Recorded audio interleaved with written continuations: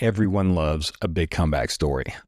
The dramatic rise, the public announcement, the I'm back moment. But here's the truth nobody celebrates. Most real comebacks, they don't make any noise. They happen quietly, privately, and long before anyone else notices. But before we break this down, if you're new here, hit subscribe, like the video, click that alert bell. It helps the show grow, and you won't miss those weekly episodes. Now, let's get into this. A quiet comeback.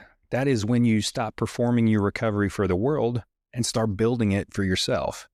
It's a moment you realize you don't need applause. You don't need validation. You don't need to post your progress or make a speech about how you're working on you. You just work. And this time of year, the holidays, the slowdown, the emotional static, this is where that quiet comeback usually can begin. Not in January when everyone's pretending to reinvent their lives. Not when the clock strikes midnight. Not when the mood feels right.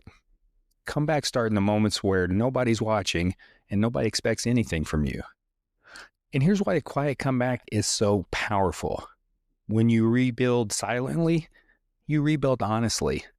You stop chasing the image of improvement and start doing the work of improvement. You're not posting your progress so people think you're disciplined. You're not announcing a new version of yourself so people think you've changed. You're not performing growth. You're practicing it. There's a big difference between the two. A quiet comeback is when you take your power back by not needing anyone else to notice. You shift from external accountability to internal alignment. You stop trying to convince people and start trying to convince yourself. And that's the part people avoid, because silence removes the audience. And without an audience, you have to face the truth. Are you changing for real, or were you only changing for attention? The quiet comeback eliminates the escape routes.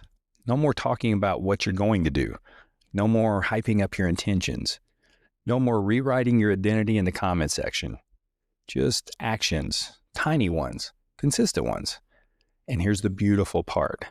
By the time anyone realizes you're making a comeback, you're already back. Not getting there, not working on it, not figuring things out. Already there, already moving differently, already stronger than the version of you they last saw. The quiet comeback isn't about proving people wrong. It's about proving yourself right. So as we move into the end of the year, ask yourself, do I want a loud comeback or a real one?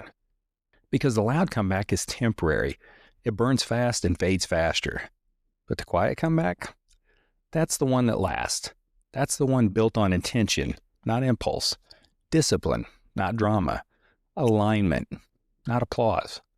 So maybe you don't need a big announcement. Maybe you don't need a new year. Maybe you don't need a moment. Maybe you just need today.